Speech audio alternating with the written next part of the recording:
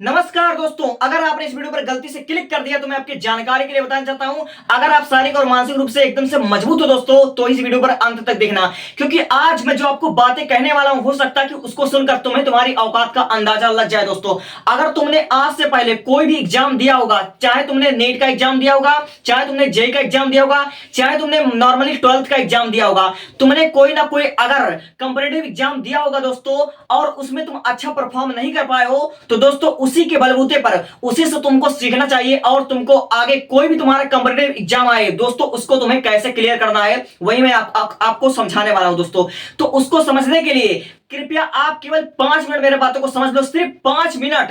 ये 5 मिनट आप दे दो और 5 मिनट के बाद तुम कहोगे कि तुमने मेरी आंखें खोल दी है। सबसे पहली बात, तुमने अगर अभी अभी 2026 का नीट का पेपर देकर आए दोस्तों तो आपको पता होगा कि ज्यादा टफ नहीं था पेपर, और इसका मतलब ये नहीं कि ज्यादा इजी भी नहीं था। अगर तुमने नीट एग्जाम की तैयारी 6 महीने, मात्र 6 महीने ईमानदारी से दिया होता तो तुम्हारा अगर फर्स्ट अटेम्प्ट भी होता तो तुम उसे अच्छे से निकाल ले जाते दोस्तों, तो भी तुम निकाल ले जाते। खैर छोड़ो, तुम्हारा चाहे नीट का एग्जाम हो चाहे तुम्हारा जेई का एग्जाम हो, तुम्हारे जिंदगी में आने वाला कोई भी एग्जाम हो दोस्तों, तुम उसको कवर कैसे करोगे, कैसे फर्स्ट अटेम्प्ट में क्लियर करोगे। सबसे पहली बात, तुम्हें क्या करना है, अपने आप को निखारना दोस्तों। तुम्हारे अंदर क्या कमी है, तुम्हारे अंदर क्या खूबी है दोस्तों, उसको पहचानना पड़ेगा।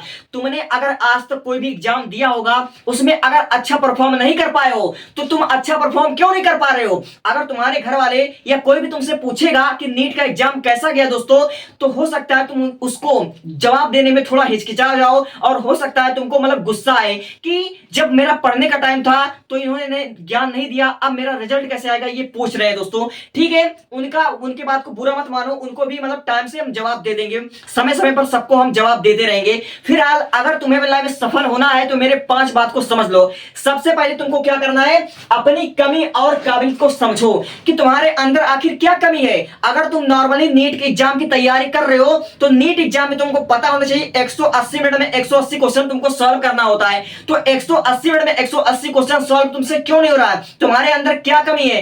क्या तुम फिजिक्स में ज्यादा टाइम लगा रहे हो, इसका मतलब हो सकता है कि तुम्हारे अंदर कैलकुलेशन की कमी है। अगर तुम कोई भी काम कर रहे हो, तुम पढ़ाई कर रहे हो, तुम 18 घंटे पढ़ाई कर रहे हो लेकिन फिर भी तुम अच्छा परफॉर्म नहीं कर पा रहे हो किसी कॉम्पिटिटिव एग्जाम में, तो तुम्हारे अंदर कमी ये है कि तुम पढ़ तो बहुत हो रहे हो लेकिन तुम रिवीजन नहीं कर पा रहे हो। अगर रिवीजन कर रहे हो तो तुम मॉक टेस्ट नहीं दे रहे हो, तुम प्रैक्टिस नहीं कर रहे हो, तुम अच्छे से प्रैक्टिस नहीं कर पा रहे हो, या फिर तुम समझ लीजिए टाइम की वैल्यू को समझ नहीं रहे हो, इसलिए तुम एग्जाम में अच्छा परफॉर्म नहीं करना पा रहे हो, नहीं कर पा रहे हो। यानी तुम्हारी कमी यह है कि तुम पढ़ाई बहुत करते हो लेकिन तुम रिवीजन नहीं कर पाते हो, तुम्हारी कैलकुलेशन बहुत ही वीक है, तुम्हारी केमिस्ट्री वीक है, या तुम समझ लीजिए टाइम की वैल्यू को नहीं समझते हो। यानी कि तुमको क्या करना, अपनी कमी और अपने अंदर क्या खूबी है, तुम्हारे अंदर ऐसा कौन सा हुनर है जिसके बलबूते पर तुम अपने लाइफ में सफल हो सकते हो, इसी को तुमको पहचानना है। ठीक है, सबसे पहले तुमको क्या करना है, सेल्फ इंट्रोस्पेक्शन करना है, अपनी कमी और अपनी काबिलियत को समझो दोस्तों।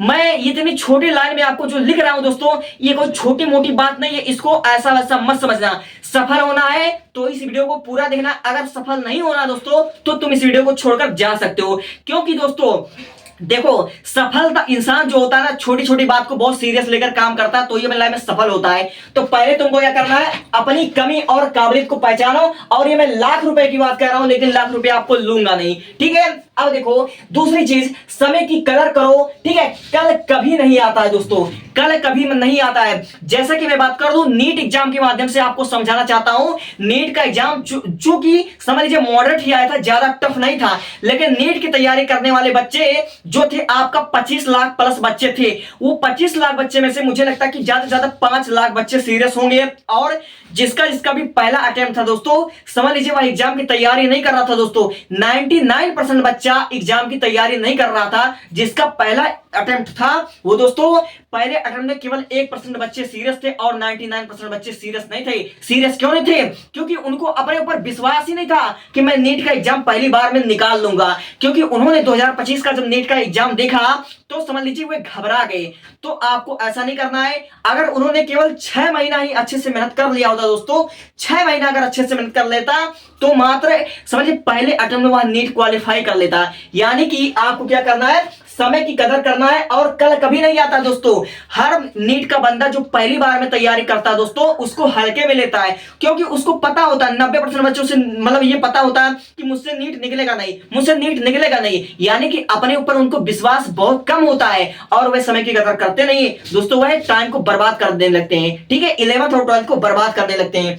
तो तुमको क्या करना है, समय की कदर करना सीखना है और कल कभी नहीं आता दोस्तों, इसको आप लोग समझ लो। और तीसरी चीज, फोकस और एकाग्रता के साथ काम करना। तुमको फोकस और एकाग्रता के साथ काम करना है दोस्तों। बहुत से बच्चे तैयारी तो करते हैं, लेकिन दोस्तों वह दिल से तैयारी नहीं करते। वो ये सोचते हैं कि मुझसे ये नहीं होगा तो कोई और एग्जाम देख लेंगे, कोई और एग्जाम देख लेंगे। दोस्तों आप अपने लाइफ में जो भी करना चाहते हो, जैसा भी करना चाहते हो, उसको अपना पहला और आखिरी मंजिल चुनो। जैसे मैं नीट के हिसाब से समझाऊं आपको, जो बच्चे नीट की तैयारी कर रहे थे, तो 2026 वाले जो बच्चे थे, उनको तो अपने ऊपर पहली बार विश्वास नहीं था कि पेपर इतना इजी आएगा और मेरा पहले अटेम्प्ट में सिलेक्शन हो सकता है।